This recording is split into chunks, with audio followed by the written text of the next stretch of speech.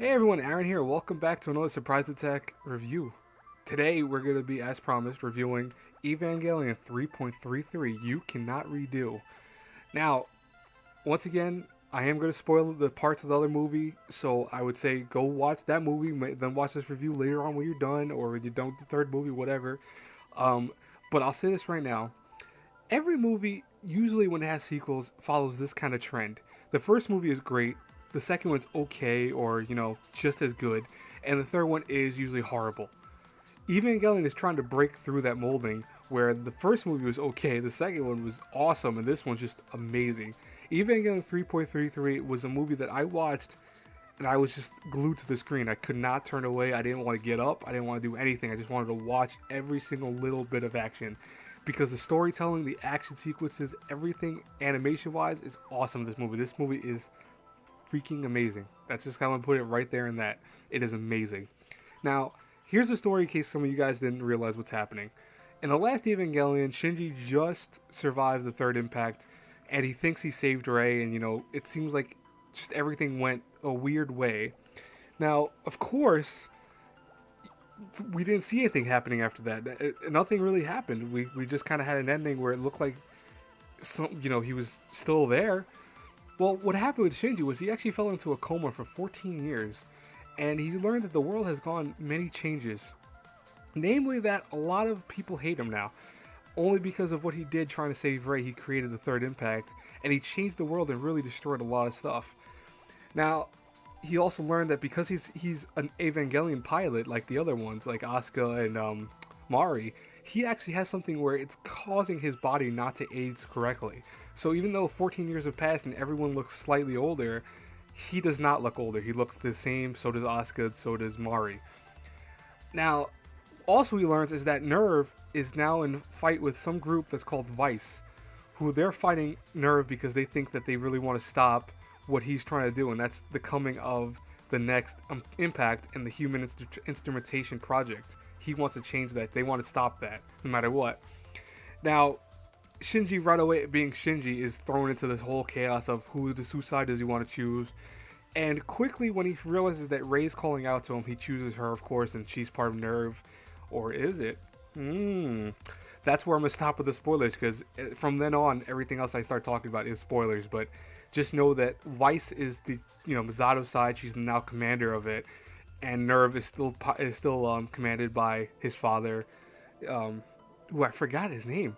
Wow, I just watched this movie the other day. I forgot his name already. It doesn't matter though. So, why is this movie so good though? What's so great about it, right? Here's the thing, animation-wise, this movie is really stepped up. You can tell that because the other movies were such a success, that they really poured a lot of money into the animations and the kind of quality of this movie. This movie is one of the best-looking Evangelion movies to ever come out, and by far, it's just one of the best things I've seen from the Studio Bones. I mean, honestly, it's just that awesome. It really is that amazing. What also is really good is that, again, the voice actors all repeat their roles. They're all doing a fine, phenomenal job with it. It looks really good. And also, the story is a lot more interesting. I really was on my edge of my seat trying to figure out what was going on. And I felt like Shinji. I felt like I was tossed in this kind of world that you didn't really understand what the heck was going on. Where are we going with all of this? It was chaotic. And I love that because I love movies that, or I love anything in general that makes you think with your head a little bit and makes you critically analyze everything that's going on around you, not just going, oh, here's point A, point B, and point C. You figure it out with how to link them together. It's not very hard because they follow one another. This movie actually doesn't do that. Now, there isn't much to say, and that's why this review is going to be very short, guys. I really don't want to give you guys too much spoilers, but really, this is not the last movie. This is the second to last movie. The last one is a confirmed release. We don't know when it's going to be released, but we know it's coming out, of 3.0 plus 1, which is supposed to be 4.44. We assume. I do not know what the name of that's going to be. I do not know when it's going to be released. And they've only shown a little bit of a trailer, which shows Evangelion Unit 2 and I think Unit 8 being fused together to make this kind of hybrid 2-8 type thing that's awesome looking. As you see, it really is almost kind of mimicking one of the last scenes of the movie of I think it's the end of Evangelion.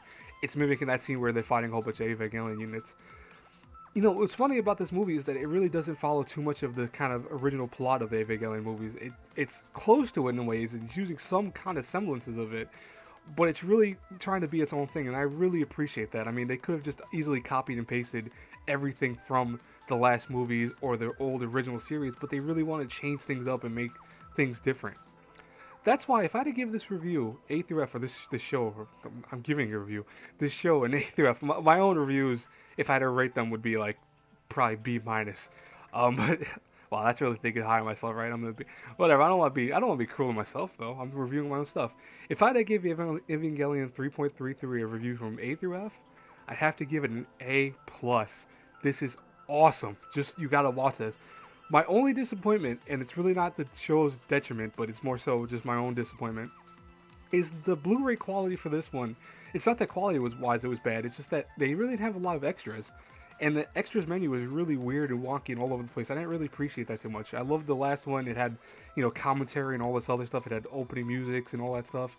This one really had bare bones music and bare bones everything, so I wasn't too happy about that. But it's not a big deal, and I'm not taking off the major score of this because it really has nothing to do with the actual product. But if you're expecting the Blu-ray to be as good as the other two, I'm going to tell you right now, it's not really. But that's the only way to buy it. And it's really, like I said, it's just a movie that counts, but the extras isn't that great. Anyways, guys, I hope you enjoyed this review. I'm done for the time being, so whenever Evangelion 4.44 comes out, I'll be reviewing that. But until next time, until our paths cross again in the next review, have a good one, everyone. Bye-bye.